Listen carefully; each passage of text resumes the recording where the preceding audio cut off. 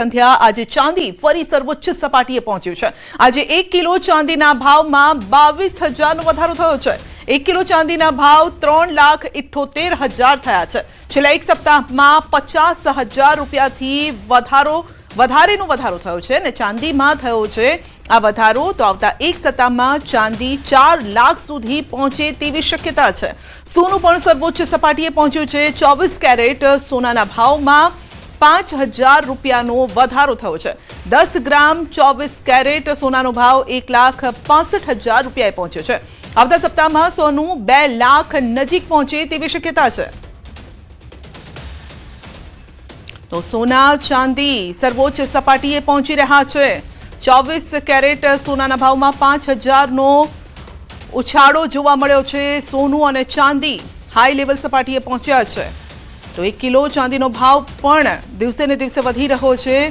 तो एक झाटके सीधा 22,000 रूपियानो उछाळो जोवा मळ्यो छे अने गईकाले पण जे रीते वेपारीओनी प्रतिक्रिया सामे आवती हती ते वेपारीओ पण कही रह्या छे के हाल सोनू अने चांदी लेवानो समय नथी, एटले के खरीदीनो समय नथी। आ समये थोड़ीक राह जोवानो समय छे, माटे राह जोवी ज अत्यारे हितावह रहेशे।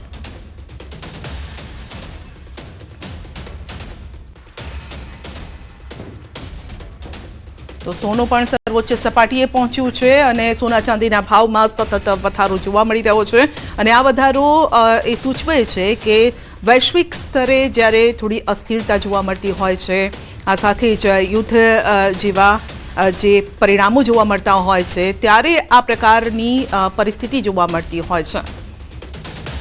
તો આ ઉપરાંત બીજા કયા કારણો જવાબદાર હોઈ શકે છે તે પણ આપણે જાણીશું। તો સોના અને ચાંદીના ભાવમાં સતત વધારો।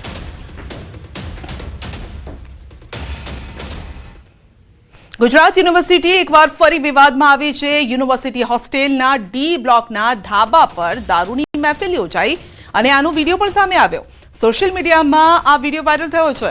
વિડીયોમાં અંદાજિત 10 થી વધુ વિદેશી દારૂની બોટલો જોવા મળી છે, જેને લઈને ન્યૂઝ 18 ગુજરાતીએ રિયાલિટી ચેક કર્યું અને તેમાં પણ હોસ્ટેલ અને સ્પોર્ટ્સ કોમ્પ્લેક્સ નજીક યુનિવર્સિટી કેમ્પસમાં દારૂની ખાલી બોટલ મળી આવી છે, જેના કારણે હાલ સમગ્ર મામલો પણ ચર્ચામાં છે।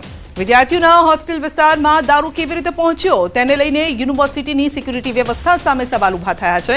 उल्लेखनीय है कि अगाऊ पण एक सफाई अभियान दरमियान कैबिनेट मंत्री ऋषिकेश पटेल ने बोटलो मळी आवी हती अने हवे जोवानुं रह्युं के यूनिवर्सिटी तंत्र आ मामले शुं कार्यवाही करे छे। तो होस्टेलमांथी मळी छे दारूनी बोटल। दारूबंदी छतां पण छाशवारे आ प्रकारे दारूनी बोटलो झड़पाई छे। क्यांक दारू झड़पाय छे, क्यांक दारूडिया खुलेआम लथड़िया खाता जोवा मळे छे।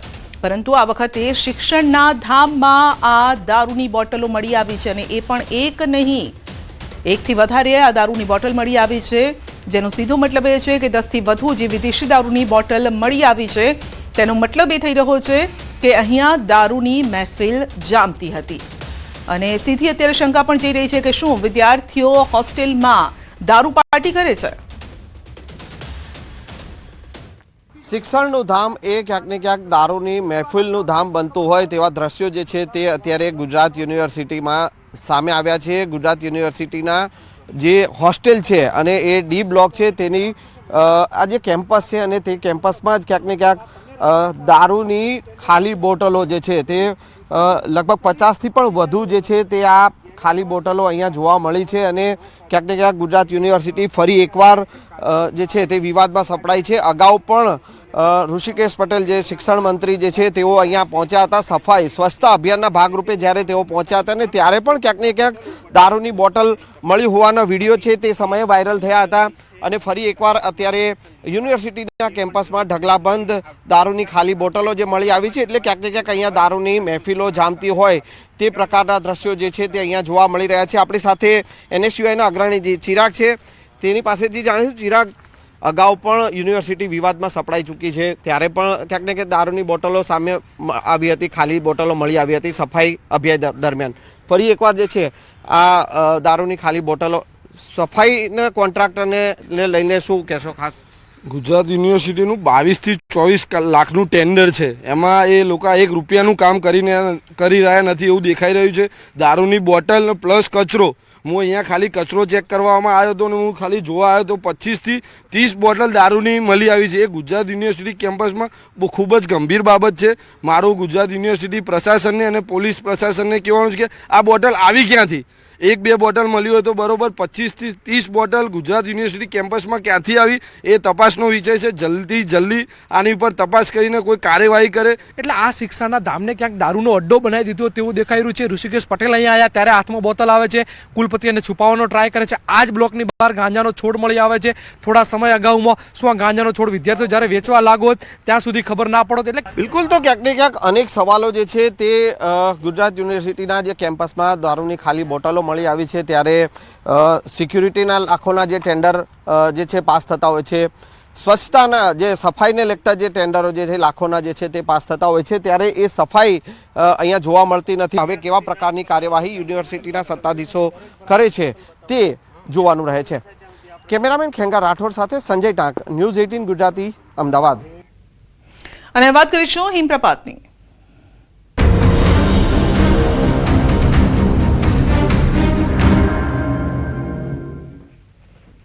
જમ્મુ કાશ્મીરના સોનમર્ગ વિસ્તારમાં સતત હિમવર્ષા અને ભારે ઠંડી વચ્ચે મોડી સાંજે હિમપ્રપાત થયો. આ હિમપ્રપાત ઇન્ટર માઉન્ટેન સોનમર્ગ અને સોનમર્ગ ઇન હોટેલ્સ નજીક થયો હોવાનો અહેવાલ છે, જેમાં કેટલીક હોટલોને નુકસાન પહોંચ્યું છે. રાહતની વાત એ છે કે હાલ અત્યાર સુધીમાં કોઈ જાનહાનિ કે ઈજાના અહેવાલ નથી. અધિકારીઓ, બચાવ ટીમ ઘટના સ્થળે પહોંચી ગઈ છે. પરિસ્થિતિ પર નજર રાખવામાં આવી છે. હવામાન વિભાગે અગાઉથી જ એવલાન્ચ એલર્ટ જાહેર કર્યું હતું અને ઉપરાંત કાશ્મીર તથા જમ્મુ ક્ષેત્રના 11 જિલ્લાઓમાં હિમપ્રપાતની ચેતવણી આપવામાં આવી. તો સતત હિમવર્ષાના કારણે શ્રીનગર એરપોર્ટ પર 58 ફ્લાઇટ રદ કરવામાં આવી છે, જ્યારે કે શ્રીનગર જમ્મુ નેશનલ હાઈવે પણ બંધ કરાયો છે. પ્રશાસને સ્થાનિકો અને પ્રવાસીઓને હવામાનની સ્થિતિ સુધરે ત્યાં સુધી સાવચેત રહેવા અને આવશ્યક મુસાફરી ટાળવાની અપીલ કરી છે. જનતાની મદદ માટે તંત્રએ કંટ્રોલ રૂમ, હેલ્પલાઇન પણ અત્યારે જાહેર કર્યા છે અને હવામાન વિભાગે મોટા ભાગના સ્થળોએ હળવાથી મધ્યમ વરસાદ અથવા તો હિમવર્ષા, કેટલાક વિસ્તારોમાં ગાજવીજ, તેજ પવનની સંભાવના વ્યક્ત કરી છે.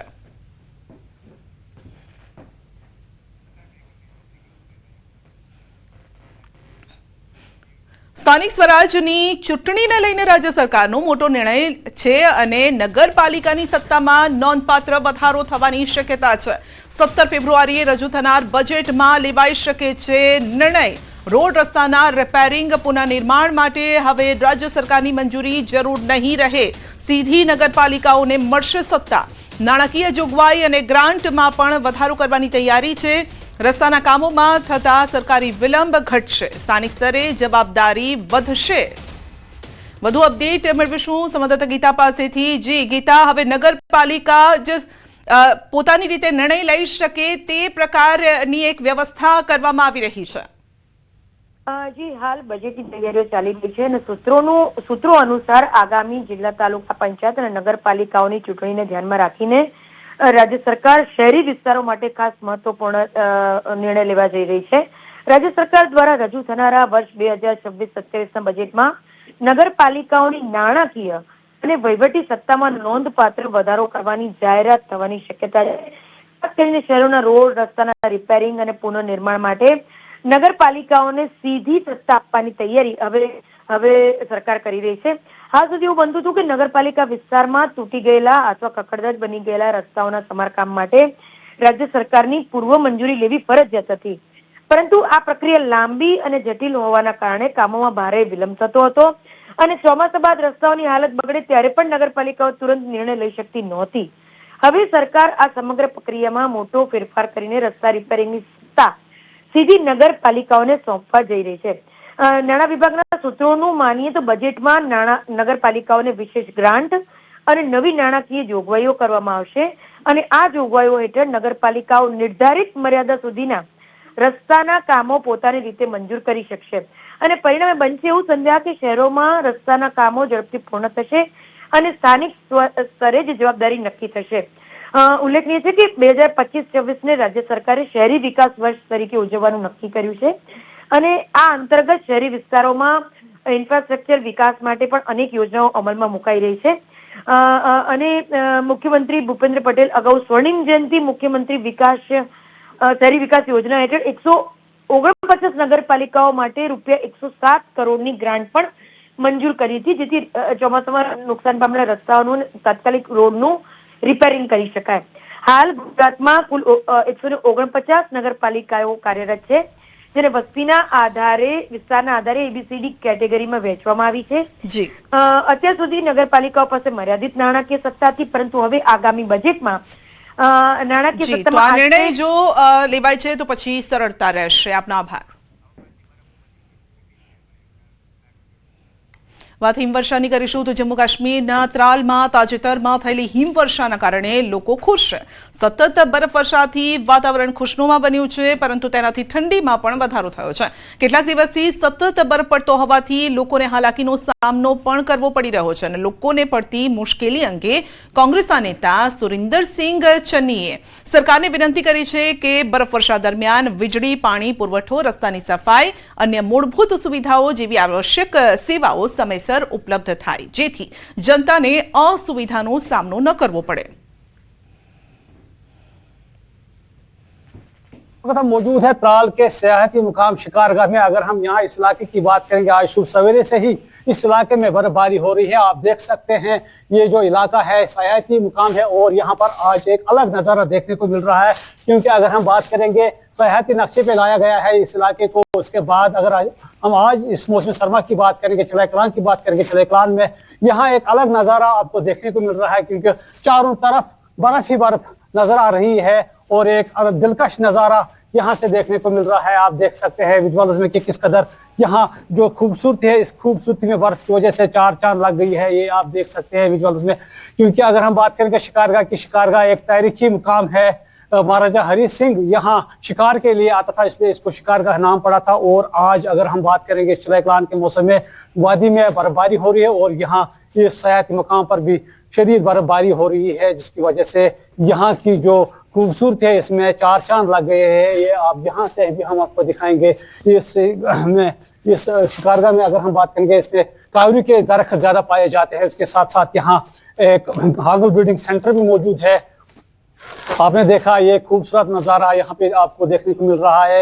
ये शिकारगाह त्राल है और यहाँ पर बर्फबारी हो रही है। उम्मीद करते हैं कि जो मजीद बर्फबारी है वो यहाँ पे हो, ताकि ज्यादा से ज्यादा यहाँ खूबसूरती बढ़े। न्यूज़ 18 के लिए मैं शिकारगाह त्राल से सैयद मंजूर।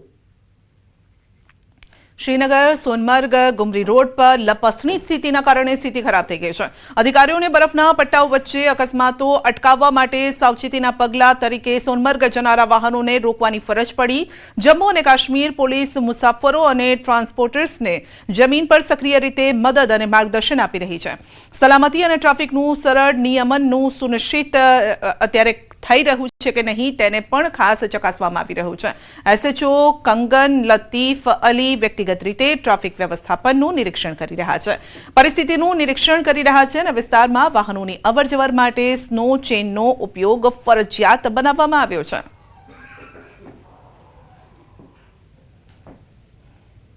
હવામાન વિભાગની આગાહી મુજબ હાલમાં સમગ્ર ગાંદરબલમાં સતત હિમવર્ષા ચાલુ છે, જેના કારણે તાપમાનમાં તીવ્ર ઘટાડો થયો છે. ઉચ્ચ અને નીચલી પહોંચ બરફથી ઢંકાઈ ગઈ છે, તો જે કુદરતી સૌંદર્યમાં વધારો કરે છે અને ભારે હિમવર્ષાના કારણે રોજિંદા જીવન અને વાહન વ્યવહારને પણ અસર થઈ છે.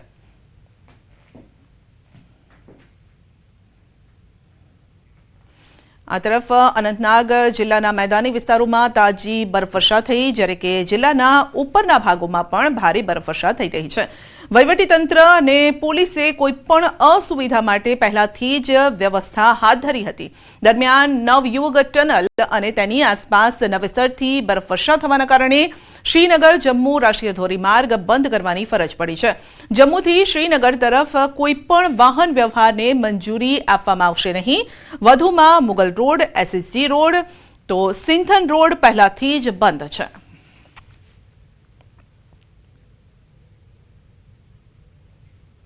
જમ્મુ કાશ્મીરના અનેક વિસ્તારોમાં ભારે હિમવર્ષા નોંધાઈ છે અને ત્યારે અનંતનાગ જિલ્લાના મેદાની વિસ્તારોમાં પણ તાજી હિમવર્ષા થઈ રહી છે. રસ્તા ઉપર બરફના થર જમા થતા વાહન વ્યવહાર પ્રભાવિત થયો. જિલ્લાની બજારો પણ સુમસામ છે. ભારે હિમવર્ષાની આગાહીના પગલે તંત્ર એલર્ટ મોડ પર છે. માર્ગો જોખમી થતા અનેક માર્ગો પર પરિવહન પર પ્રતિબંધ લાદવામાં આવ્યો છે. महकमा मौसमियात की एन पेशगोई के मुताबिक कल शाम से ही जिला अनंतनाग के मैदानी और पहाड़ी इलाकों में बर्फबारी शुरू हुई. आप ये देख सकते हैं इस वक्त हम अनंतनाग के मसरूफ तरीन बाजार लाल चौक में मौजूद हैं, घंटाघर के करीब. और ये आप देख सकते हैं यहाँ बर्फ जो है अभी भी गिर रही है. कैमरामैन दिखाने की कोशिश करेंगे आपको. ये आप देखिए बर्फ अभी भी गिर रही है. और हम आपको बताएं कि कल शाम से ही बर्फबारी का सिलसिला शुरू हो गया था और ये अभी भी बदस्तूर जारी है.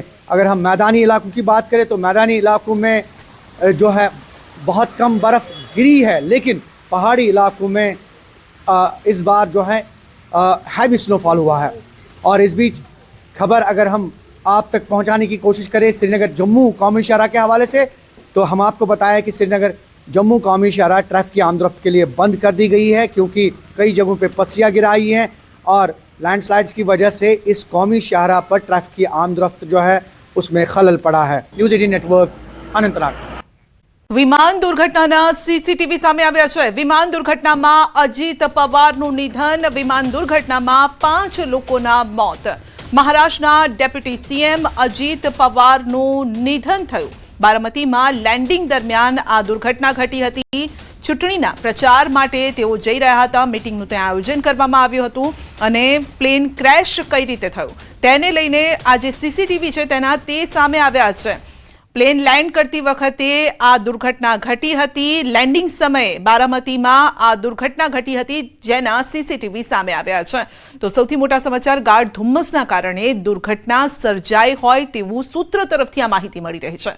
पुणे जिल्ला અને બારામતી પાસે ઘણું ધુમ્મસ હતું, કારણ કે હવામાનમાં સતત પલટો અત્યારે જોવા મળી રહ્યો છે. ક્યાંક વરસાદ પણ થઈ રહ્યો છે, ક્યાંક ધુમ્મસ પણ છે અને સવારનો આ સમય હતો એટલે ધુમ્મસની જે કહેવાય કે માત્રા હોય તે વધારે હોઈ શકે છે. ધુમ્મસના કારણે વિમાન પોતાની દિશામાં જઈ ન શક્યું. પહાડી વિસ્તારમાંથી પસાર થતી વખતે આ અકસ્માત થયો, કારણ કે જેના સીસીટીવી પણ સામે આવ્યા છે અને જેમાં જોઈ પણ શકાય છે કે અચાનક જે લેન્ડ કરતી વખતે જ તે ટકરાયું અને ત્યારબાદ ધુમાડાના ગોટે ગોટા ઉડવા લાગ્યા હતા. આગ લાગી ગઈ ને ધુમાડાના ગોટે ગોટા જોવા મળ્યા હતા. તો વિમાન એક ખડક સાથે અથડાયું હતું, તે પ્રકારની વિગતો સામે આવી. મહારાષ્ટ્રના નાયબ મુખ્યમંત્રી અજીત પવાર તેમાં સવાર હતા અને પ્લેન ક્રેશમાં તેમનું નિધન થયું છે. આ વિમાનમાં કુલ 5 લોકો સવાર હતા. તેમનો સ્ટાફ આ સાથે જ પ્લેનના ચાલક અને અન્ય એક સ્ટાફ પણ હોઈ શકે છે. તો આ પ્રકારે 5 લોકો તેમાં સવાર હતા જેમના મોત થયા છે અને તેઓ કોઈ કાર્યક્રમમાં, કારણ કે ચૂંટણી પુણેમાં ચૂંટણી આવી રહી છે અને તેનો કાર્યક્રમ હતો અને જે માટે તેઓ જઈ રહ્યા હતા તેની મીટિંગનું આયોજન હતું અને તે સમયે જ આ દુર્ઘટના સર્જાઈ હતી. તો લેન્ડિંગ સમયે પ્લેન ક્રેશ થયું તેના આ સીસીટીવી સામે આવ્યા છે. તો પ્લેન ક્રેશ થયું અને ત્યારબાદ જ આગ લાગી ગઈ અને ધુમાડાના ગોટે ગોટા દૂર સુધી તેનો અવાજ પણ સંભળાયો. દૂર સુધી આગની જ્વાળાઓ પણ લોકોએ જોઈ અને ધુમાડો પણ અનેક કિલોમીટર સુધી આ જોવા મળ્યો હતો. તે સમયના આ દ્રશ્યો છે.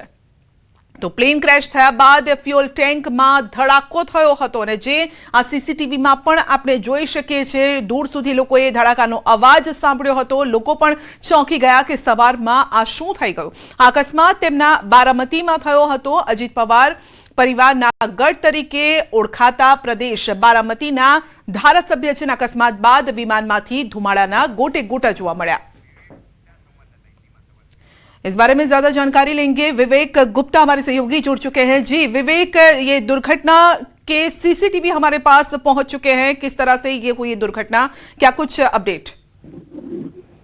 देखिए, आपको बताना चाहेंगे कि एक बड़ी दुर्घटना घटी है. ये आज सुबह जब अजीत पवार जो महाराष्ट्र के डिप्टी सीएम थे, वो आज सुबह 8:10 पर मुंबई से फ्लाइट कर बारामती 8:50 पर बारामती लैंड होना था. लेकिन लैंडिंग से पहले जो प्लेन है वो क्रैश हो चुका है. उसमें 5 लोग सवार थे. सभी 5 लोगों की तो मौत हो चुकी है.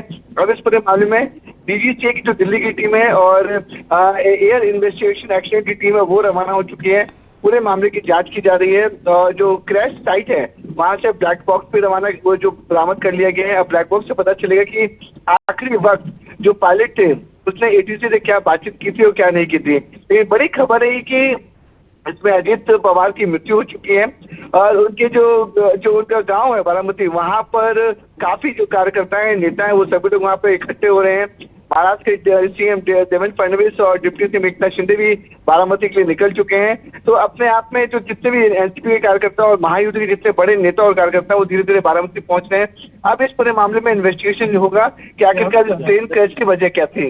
जी, वजह ये क्लाइमेट हो सकता है क्या कुछ, क्योंकि वहां पे गार्ड फॉग भी था, इस तरह की चीजें भी सामने आ रही है। देखिए, शुरुआती जांच में ऐसे पता चल रहा है कि जब ये क्रैश हुआ था तो वहां पर मौसम अच्छा नहीं था। बारामती और पुणे के आसपास फॉग बहुत ज्यादा था। तो शुरुआती जांच में सूत्रों से जानकारी मिल रही है कि फॉग की वजह से विजिबिलिटी बहुत कम थी और कम होने की वजह से ये हादसा हो सकता है। ऐसी शुरुआती जांच में पता चल रहा है, लेकिन पूरी इन्वेस्टिगेशन के बाद ही साफ हो पाएगा कि आखिरकार इस प्लेन क्रैश की असली वजह क्या थी। जी विवेक, प्लेन में कोई खराबी हो सकती है, क्योंकि अमूमन ऐसे जब एक्सीडेंट होते हैं या दुर्घटना होती है तो एक वजह ये भी कभी कभी सामने आती है। देखिए, शुरुआती जांच में ऐसा पता चला कि टेक्निकल फॉल्ट नहीं था कोई। जब भी एसओपी की अगर हम बात करें तो कोई भी फ्लाइट जो एयरक्राफ्ट है वो टेक ऑफ से उन्हें पूरी जांच की जाती है। तो शुरुआती जांच में ऐसा पता चला कि टेक्निकल फॉल्ट अभी तक इसमें नहीं पाया गया है, लेकिन इस बात की भी जांच की जाएगी कि क्या प्लेन में कोई खराबी थी या नहीं थी। लेकिन शुरुआती जांच में ऐसा पता चला है, जानकारी मिल रही है सूत्रों के हिसाब से कि फॉग जो विजिबिलिटी बहुत कम थी उसकी वजह से ये हादसा हो सकता है। जी विवेक, शुक्रिया आपका। તો મહારાષ્ટ્રના ડેપ્યુટી સીએમ અજીત પવારનું નિધન અને પ્લેન ક્રેશમાં તેમનું નિધન થયું, જેના સીસીટીવી સામે આવ્યા છે અને જેમાં સ્પષ્ટ જોઈ શકાય છે કે પ્લેન અથડાયું, જોરદાર ધડાકો થયો, ત્યારબાદ આગ લાગી અને ધુમાડાના ગોટા ઉડતા જોવા મળી રહ્યા છે। એક વાત એ સામે આવી છે કે પ્લેનમાં કોઈ ખરાબી અત્યાર સુધી તો જોવા નથી મળી રહી। બ્લેક બોક્સ તે લોકોએ જે તંત્ર છે તે લોકોએ બરામદ કરી લીધું છે અને એ અંગે તપાસ પણ કરવામાં આવશે કે આ પ્લેન ક્રેશનું અસલી કારણ શું હતું।